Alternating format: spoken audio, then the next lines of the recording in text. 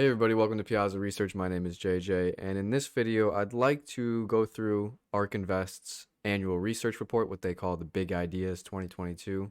And for those of you that don't know, ARK Invest is an asset and capital management firm. I have no association with them. I'm doing this out of pure interest. I like to see what kind of research they did over the past year and the data that they accumulated and put in this report. As a reminder, this is not financial or investment advice. And with that, let's just jump right into it.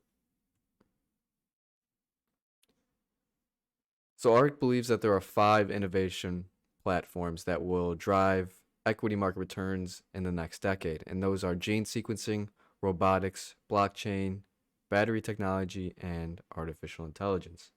Now, of course, this review is going to be a bit biased as I am interested in Bitcoin and blockchain as well as gene sequencing and to a lesser extent artificial intelligence.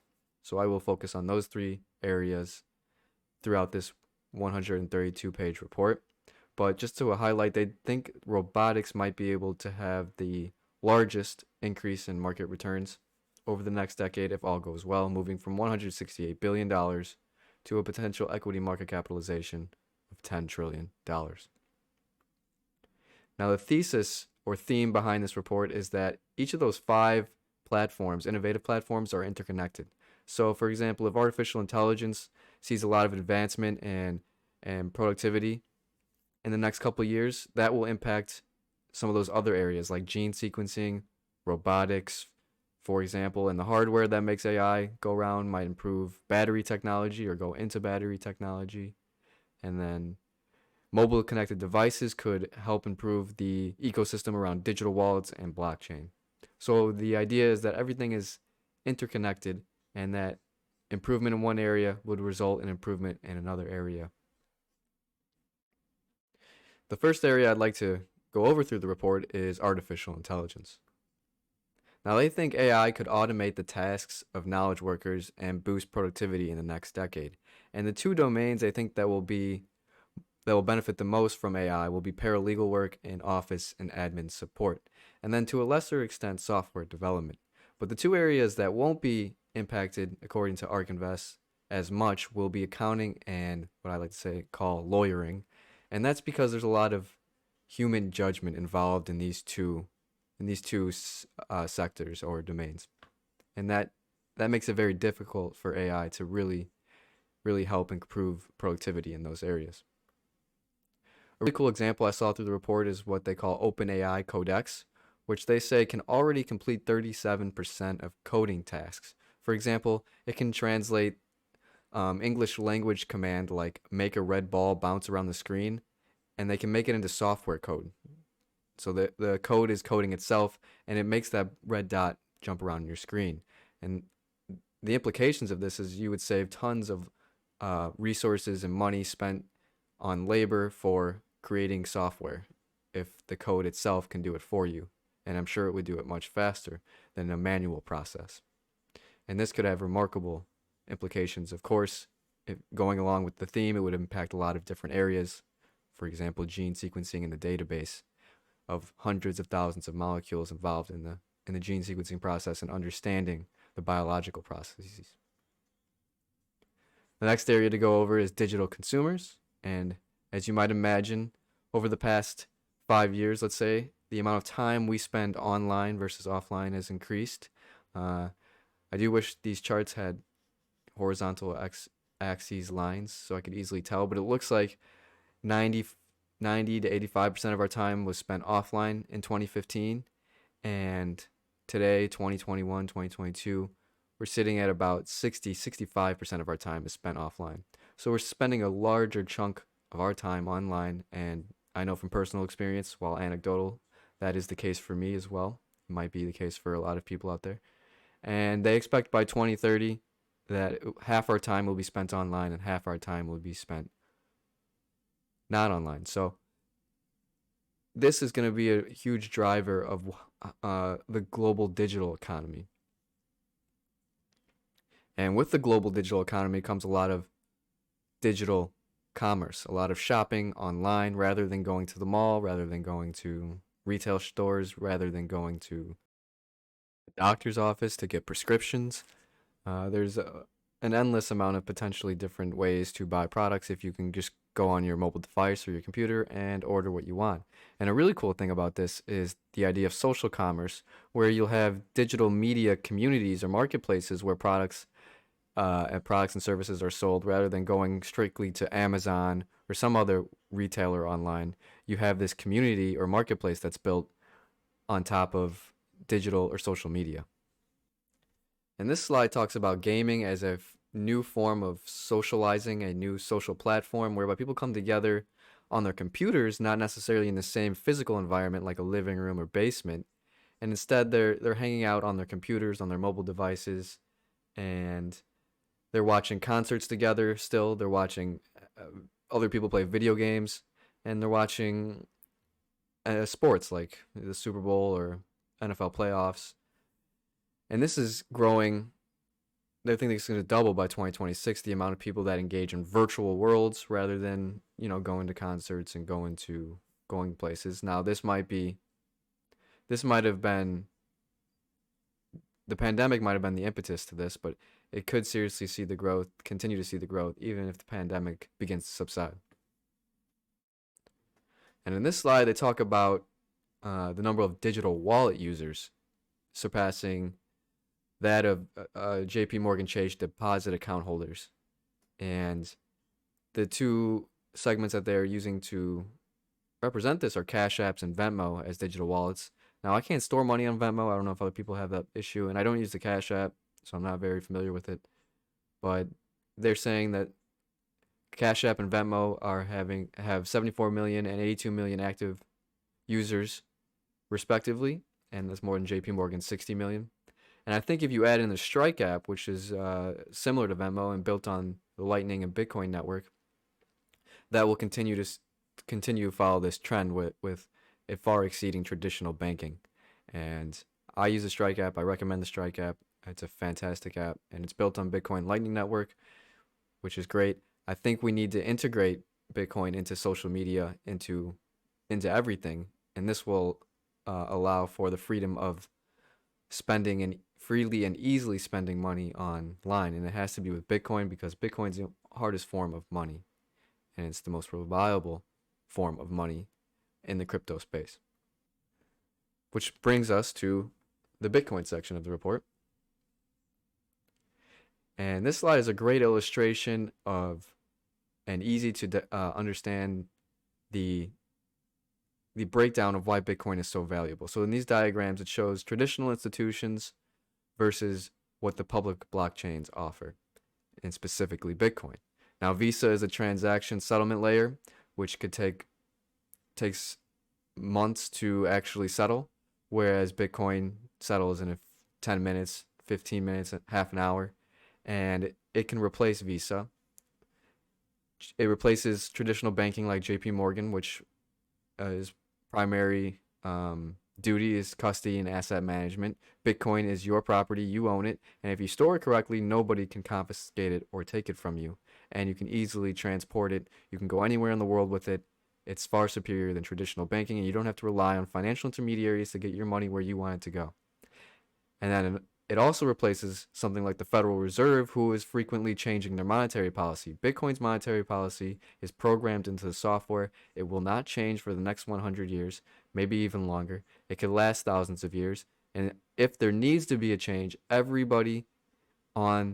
participant within the network needs to approve any changes to the monetary policy. So you need consensus among all participants, and the only way to do that is if it's actually necessary, rather than Federal Reserve picking winners and losers in the economy.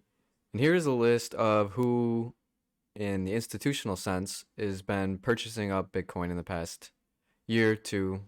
And some of the companies are Grayscale Bitcoins Trust, which owns the most amount of Bitcoin. We have companies like MicroStrategy, led by Michael Saylor, and Tesla, led by Elon Musk, and a few Bitcoin miners, an ETF. And these are the companies that are purchasing up Bitcoin in the institutional sense.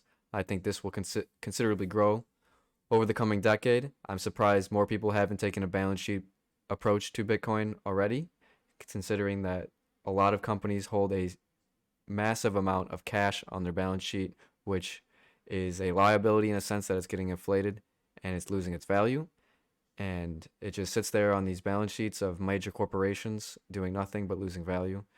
Whereas Bitcoin would do the opposite. It would sit there and appreciate in value. I don't understand why more companies haven't done this yet, and maybe they will. Maybe it's just in an educational um, time frame right now, and given enough time, people will begin to adopt it as a balance sheet strategy.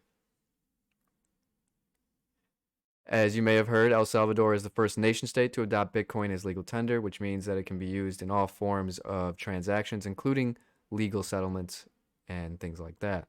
Whereas in the United States, you have to settle any legal disputes in the US dollar.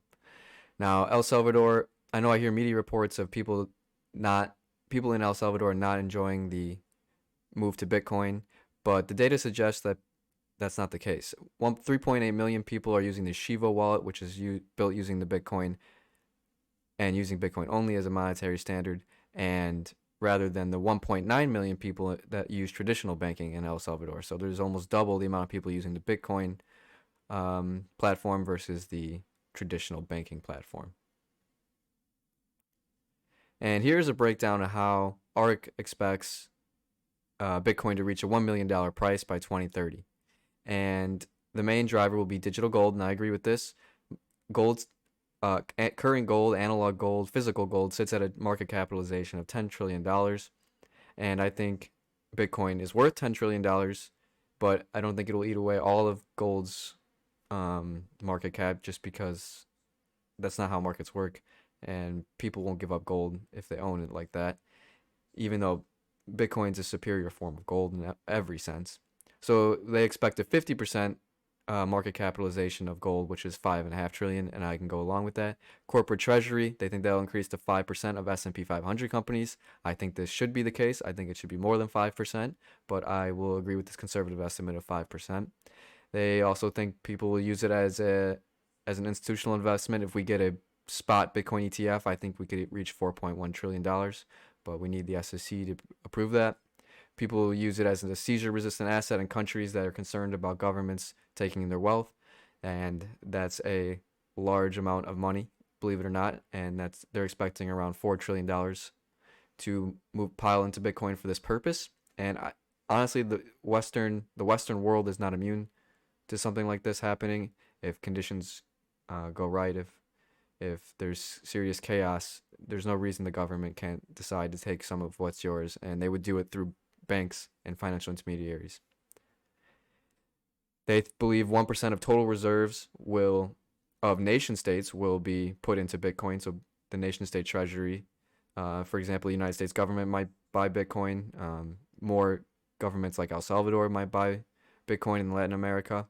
I think Asia won't be one of those first countries, but if a major nation picks it up, I think you'll see more than 1% of total reserves in Bitcoin if a major developed nation begins to buy Bitcoin.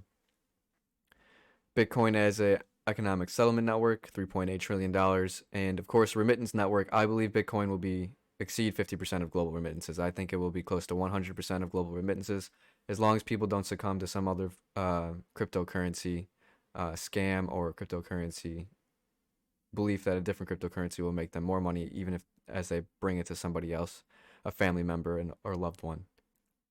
So that all of this, they believe, adds up to $28.5 trillion in market capitalization, which is a $1.36 million price per Bitcoin. And they expect this by 2030. And with gene editing, the most popular tool is what is referred to CRISPR, which was discovered by Jennifer Doudna and her lab team at UC Berkeley. And as you can see here with these charts, just how much interest is involved in CRISPR versus its competitors. 7,000 papers written, 18 clinical trials, and this just is an indication of its potential as a commercial product and the likelihood of commercialization taking place with CRISPR and its gene editing ability. And to best understand gene editing and make strides in its progress and advancement, we need to understand cell biology, molecular biology, and just get a really firm understanding of how cells work within humans and other life. And it starts with proteins, where if there's a protein that's not doing what it's supposed to be doing, or there's a protein that's not being formed that's necessary for the cell, you can have serious illness or defects. And this takes place in the cell membrane and cell interior, and proteins are formed from RNA translation. And in order to get the RNA molecules, you need DNA to transcribe the necessary components. And this happens in the nucleus. But the point of all of this is just we need to continue to increase our education, our understanding of molecular and cellular biology. And it starts with this philosophy, or what ARC is calling the central dogma of how information flows in biological systems. And while there are roughly 20,000 genes in our genome that create roughly 20,000 different proteins, there are hundreds of thousands of unique molecules in play involved in this process of, transcription to translation to creating proteins, and the proteins that help build our cells and help our cells function. And obviously, cells build tissues and our organs and so on and so forth. And where this all can be where this can receive a huge benefit and a buffer is in AI. And it goes back to our central theme, where everything's connected. Improvements in AI means improvements in gene sequencing. It means improvements in hardware that might impact battery technology. And all of it's interconnected. And gene sequencing specifically would benefit tremendously from improvements in artificial intelligence, just given the hundreds of thousands of unique molecules involved in the process. Next, we'll talk about Orbital Aerospace. And I wanted to throw in Orbital Aerospace just because there's a few cool, interesting updates in that realm, including SpaceX, which has been able to improve the turnaround time on their rockets from 356 days to just 27 days. And that's incredible improvement, and it makes the cost of shooting things into space incredibly cheaper. So this is great and impressive. And then, of course, one of those things that we shoot into space are called satellites. And if we can get 75,000 plus satellites in space by 2030, we'll have internet across the entire planet. It would be ubiquitous for everybody, and that would be incredibly important to the digital economy and prosperity, and bringing wealth to people everywhere that normally would not get it. And it would be awesome for Bitcoin as well. So I hope you guys enjoyed the video, and be sure to check out any of my other content or videos. They're all pretty good, I think, and we'll catch you in the next one. See you guys.